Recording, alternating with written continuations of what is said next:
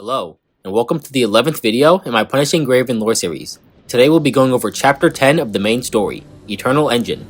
Previously in Chapter 9, Babylonia decided to eliminate the corrupted space station for good, deploying an invasion force to find its core. On the station, Grey Raven fights embodiments of the virus called heteromers, revealing a frightening truth that the virus is evolving. Arriving at the core, Grey Raven and Watanabe create an opportunity for Karenina to use Babylonia's Prism satellite and fire an orbital laser at the core.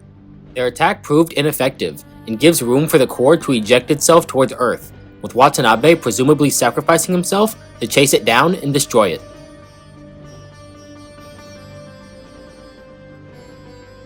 Directly following the end of Fallen Star, the remnants of the core fell to Earth and landed on the Eternal Engine. Within the train, Jamila, Sophia, and Aston make their preparations for the trouble that is soon to come their way. Back on Babylonia, Hassan congratulates us on our actions in the space station before giving us our next objective. After the still missing Watanabe destroyed the main core, its remnants fell to Earth and landed on Aslam. Grey Raven's objective is to meet with the Actilic Commercial Alliance and run an S&D mission targeting the remainder of the core. We arrive on the train, encountering two constructs, Sophia and Chang Yu. We see the core and discover that it is now fused with the train car, becoming the rail heterozygote. During this fight, we crash through a glass panel and fall into the train car below. There, we are introduced to Jamila, the leader of the ACA, and Aston, her right-hand man. After introductions are made, Aston gets to the point and lays out his offer. Since the heterocore landed on the train, it is now considered Actilic merchandise. He will only allow us to destroy the core if we allow the citizens of Aslam into Babylonia as per a trade. Commandant refuses, not having nearly enough authority to decide such things, when a second noble named Ashlar appears, saying if we cannot meet their demands, they will make a deal with the Ascendants instead. When questioned why they would even consider making a deal with Ascendants, Ashlar says in return, they could all be made into Ascendants, and would no longer have to fear the virus. The conversation is cut short, as the back sections of the train are attacked by Corrupted. The nobles panic, and we leave with Sophia in order to secure the rear carriages. We eliminate the Corrupted and rescue the citizens, clearing out all the affected carriages. Afterwards, Sophia gives us a little backstory on the political situation and how they arrived at their current dilemma. Aslam has two main factions, the aristocrats and the commoners. The aristocrats were those born on the train, and the commoners are everyone else, people that were rescued or sold to the train, like Chang Yu. Ashlar represents the upper class, those who want to become ascendants and escape having to share resources with those they see as beneath them. In the front carriages, the aristocrats are getting impatient about the lack of response from Babylonia, with Ashlar continuing to push for a deal with the Ascendants. A commotion breaks out when Jamila opens the door to let in some of the trapped commoners, but Corrupted manage to sneak in with them. Aston sends out Chang Yu to eliminate the Corrupted and clear out the cars. Chang Yu continues chasing the Corrupted and eventually comes face to face with the heterozygote. He ends up injured and is forced to send out a distress signal to Grey Raven and Sophia. We arrive at his location to find him struggling to even stand. Sophia rushes over and activates her Golden Apple system, revealing to everyone that she is a support-type construct. The heterozygote summons more Corrupted, and we cover Sophia while she takes Chang Yu.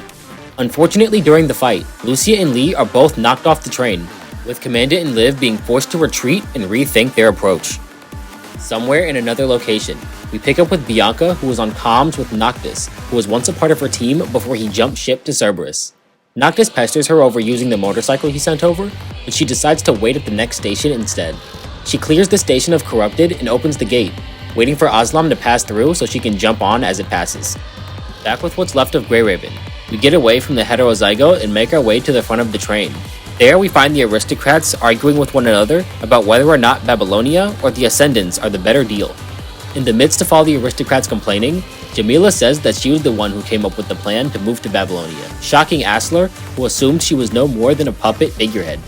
When questioned, Jamila says it was the best move for all citizens of the train. She highlights that all the conflicts are between the two classes, and if the upper class leaves to Babylonia, they will no longer have an issue with the commoners, and the commoners left behind on the train will inherit all of the space, wealth, and goods that are left behind. Jamila would rather do the deal with Babylonia, as it's the safer option for everyone, but if we refuse, she will be forced to continue on and meet with the Ascendants. At Bianca's location, she has successfully boarded the back of the train, and fights past Corrupted to make it to her target carriage. On her way to the front, she meets Lucia, who had found the bike that Noctis had sent over. Bianca hops on, and they speed ahead to reunite with Commandant. eliminating the heterozygotes' defenses along the way, giving themselves a safe area to jump back on the train. On Babylonia, Hassan and Nicola received the report on the heterozygote being 60% neutralized. The operation is still within acceptable margins, but Asmioff wants to take no chances and sends Lee a reinforced frame, Model Entropy, to handle any unexpected situations. On Aslam, the heterozygote has taken over the majority of the train's functions, and everyone, aristocrats and commoners alike, are beginning to panic over the tense situation when Sophia steps up to calm the crowd. In the midst of her speech, Lucia and Bianca make their entrance, with Bianca acting as Hassan's proxy and agreeing to Actilex terms regarding moving to Babylonia. However, Bianca manages to sense Sophia's unease and gives her the push needed to take a risk in offering a deal to all of Actilex citizens. Sophia promises to create a world that doesn't need Babylonia or the train. That is to say, she will find a way to stop the virus and create a world where the people of Actilex can be free, without having to rely on external aid. At first, everyone dismisses her, but the longer she talks, the more people listen, and at the very end, everyone, both aristocrats and commoners, agree with her vision. With the people agreeing to Sophia's plan, the negotiations are concluded, and the constructs head to the roof to destroy the heterozygote once and for all. On the roof, we find Lee, who was stalling the corrupted until our talks were concluded, and with him finally found, we have all the forces needed to take down the heterozygote. After a hard-fought battle, we managed to weaken the heterozygote, but still need one more push to put it down. We create an opening for Bianca, who launches a powerful arrow shot, and finally the heterozygote ceases to function, cracking apart and dissolving off the train. Jamila comes up to congratulate us on our victory, and Bianca offers one last time to let the citizens move to Babylonia. But for the better, their renewed sense of determination roots them to the dream that one day the Eternal Engine will reach its final stop. After the fight, Aston and Jamila are having a private conversation where it comes to light the entire ordeal with wanting to move to Babylonia was a ploy to lure out Asler along with his supporters and oust them from power. Additionally, the real trade is still happening between Actilex and Babylonia's agent. Inside the sealed-off carriage, a small robot appears and checks in on the unknown goods. Jamila brings up Bianca's unexpected appearance, and the robot confirms she was likely sent to eliminate it, and Bianca's final arrow shot wasn't aimed at the heterozygote itself, but at this robot who was hiding in the same area. The robot quickly passes the topic and continues on with the deal on behalf of its buyer. In another carriage with Grey Raven, Lee and Lucia are wondering why we are still on Aslam, as this was their set departure day, when Liv finally notices the Commandant's radar signal has vanished from the train completely. At some other unknown location, Chrome waits at a port, listening to Nicola's mission briefing. Chrome is tracking a certain ship, and according to Golden Age records, expects it to pull in around 7 o'clock that night. The call is interrupted by Kamui, who spams the comm channel until he gets through. Chrome and Kamui meet up, and right on time, a large ship appears out of the fog. Chrome searches for more information on the new type of mechanoids they fought on the pier, and comes across with two significant pieces of information. One being a repeating term, Kowloon Chamber of Commerce, and the second being the name of the ship, the Niter, which is the target for their current recon mission.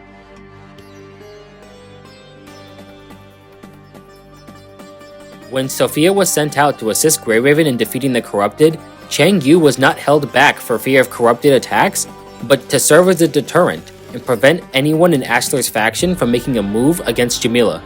When Chang Yu was finally sent out, it was not for the purpose of eliminating Corrupted, but so that the panicking nobles that were scared would end up switching to Jamila's side. Everything else proceeds normally, and Chang Yu sends out his distress call.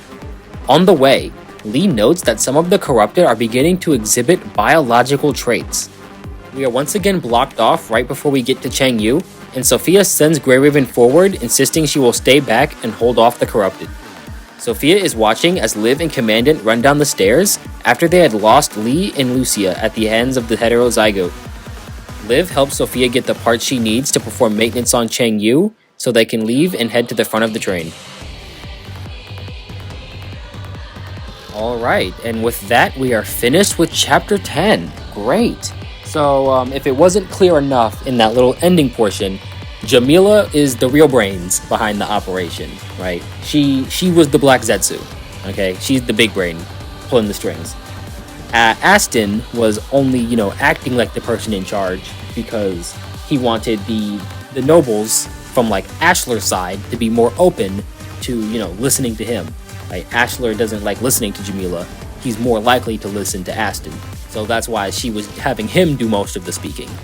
And speaking of Ashlar, at the end of the chapter, he kind of just disappears somewhere. Nobody knows where he went. And then his whole plan didn't make any sense anyway, because he said that in exchange for giving the Ascendants the heterozygote, they would be the nobles of his side would be turned into Ascendants. However, they're all humans. They can't be turned into Ascendants. If they get infected, they just die.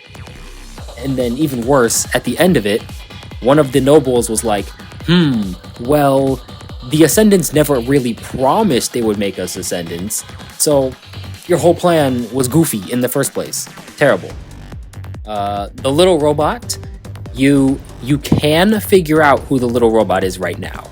It's not important, but it's also not a spoiler. It hasn't been said in the story, but you can piece together who it is. But I won't do it because I don't know, it's not said in the story yet, so I'll just leave it until it's actually revealed. And then we pick up with Chrome, who got his glow up, right? He got his new frame. He looks great. And we see Kamui again. So it looks like they're going to be in the next chapter, which is going to take place on a boat, is what it looks like.